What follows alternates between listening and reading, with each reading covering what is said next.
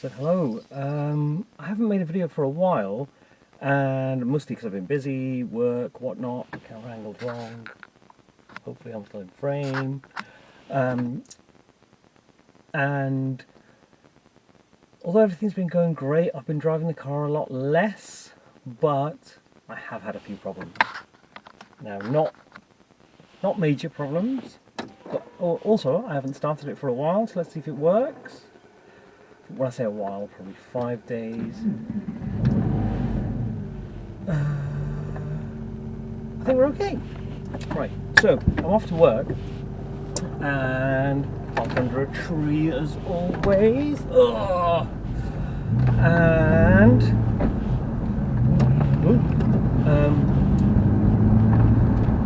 so yeah, so I'm on 149,500 miles, nearly 149,418. So recently there's not been a lot of mileage. I left it for 10 days coming up to last week, and then this week has been about 5 days. 5 days of it just sat, not doing anything, because I've been working away, catching the train, been with the family, so not been able to use it at all.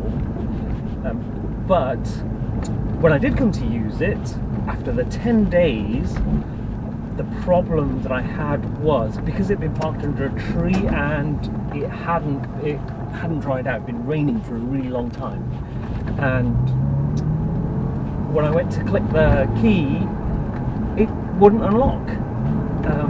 Nothing would unlock. The alarm wouldn't go off.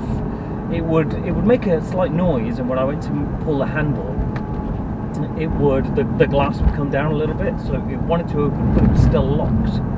So it looks like it received the message to unlock, but it was just stuck. So what I did was I gave it a thwack, and it unlocked, but when I opened the door, the alarm went off until I put the key in, but it's been fine since, apart from when I tried to get something out of the boot the other day. And then, after that,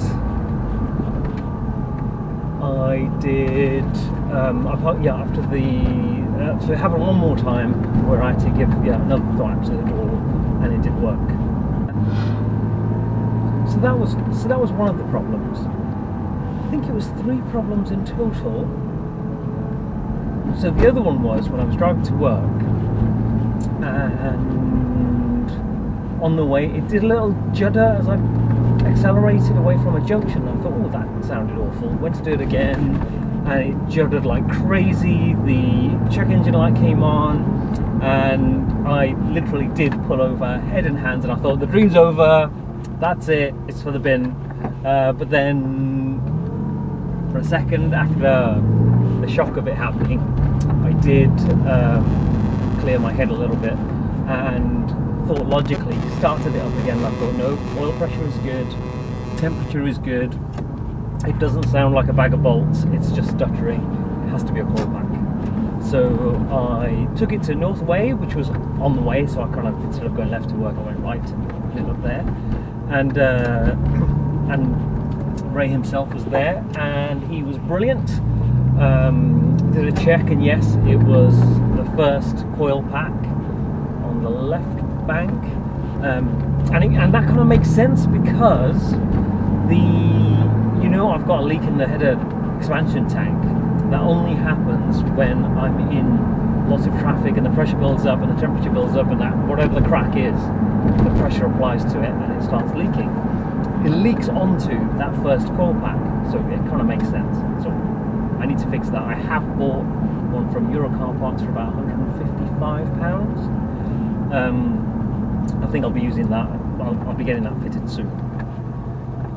There was a third thing. Why can't I remember what the third thing was? What was it? It was the locks. It was the coil pack. I think that was it. yeah. The magazine article, real success. Again, more people contacted me after they read that and said if I ever come to sell it, would I consider them first, which I really appreciate, because it means that hopefully that it's a good car. Not that anybody's seen it, but I really enjoy driving it. Still, my daughter loves it, hence the car seat. And I want to do more things now, because the MOT is coming up really soon. I think in about a month. I'm also going on holiday for a bit in between, so I'm going to do that thing someone suggested on a forum. There's a place up in Oxford where you can rent a lift, because I've got an MGB that's in my garage that I can't take out. And if I put this car in the garage and something went wrong and it got stuck in there, then I'd be leaving that outside, and it's only insured if I leave it in the garage overnight.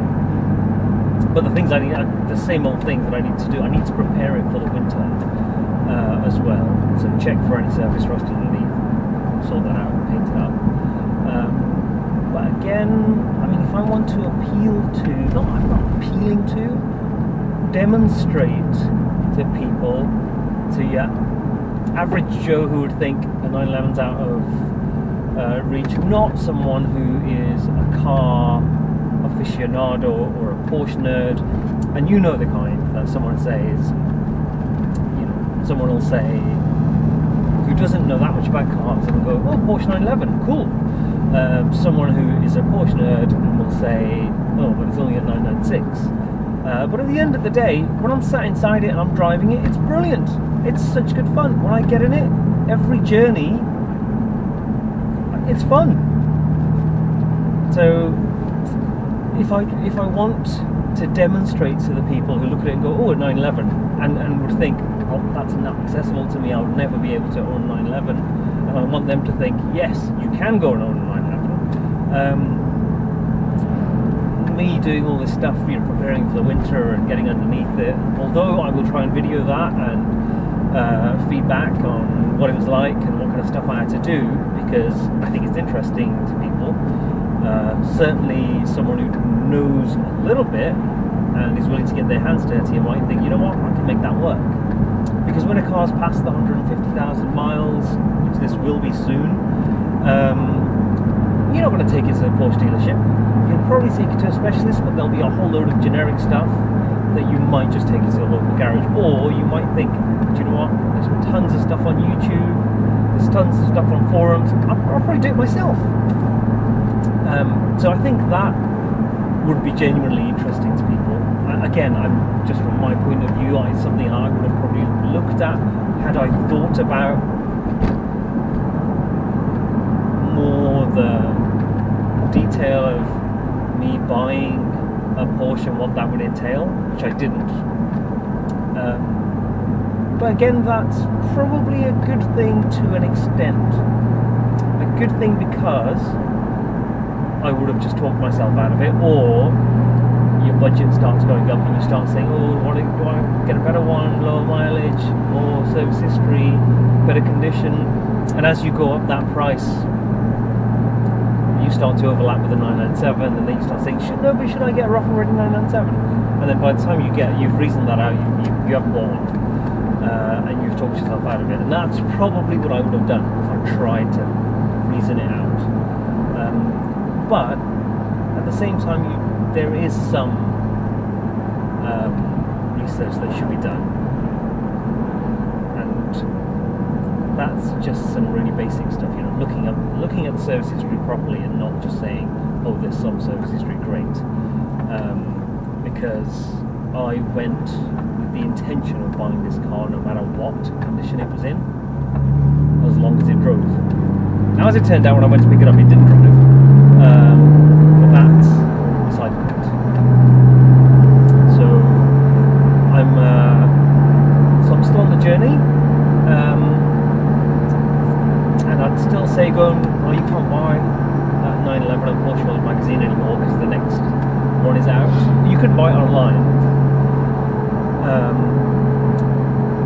But yeah, so I need to think about getting stuff fixed. Yeah.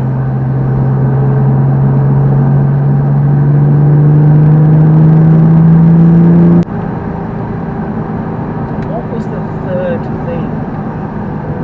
The locks.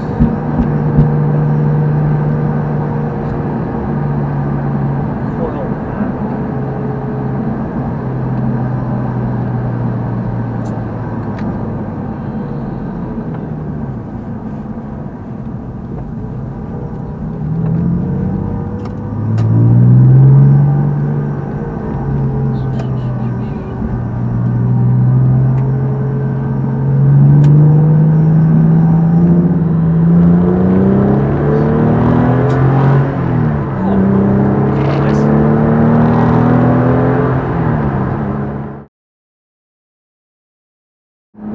It's really enjoyable.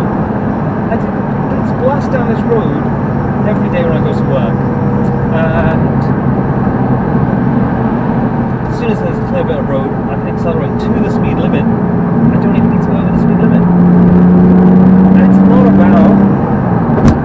So I talked to somebody at work yesterday who I realised that he has a really low mileage, perfect condition 2002, I think, 996 turbo. And a couple of people have said that it's so powerful that it doesn't feel usable. Now, I don't know what that's like. I've never driven one. I've never driven a car like that. But I guess it just feels so usable. And I did see the Matt Watson paid £15,000 if it is, and of course it's going to be worth more when he comes to resell it. It probably drives a little bit better, but at the same time there's a not pressure. Yeah, well, you might put pressure on yourself to look after it, garage it, worry. The worry actually. I think that's the biggest thing. The worry and stress that it might get scratched while it's parked in a car park or something like that. Whereas I don't feel like I have that worry. Well, firstly, annoyingly, people are going to say, I don't wash it, so I probably wouldn't notice if it got scratched. And the other thing is, just went through a red light.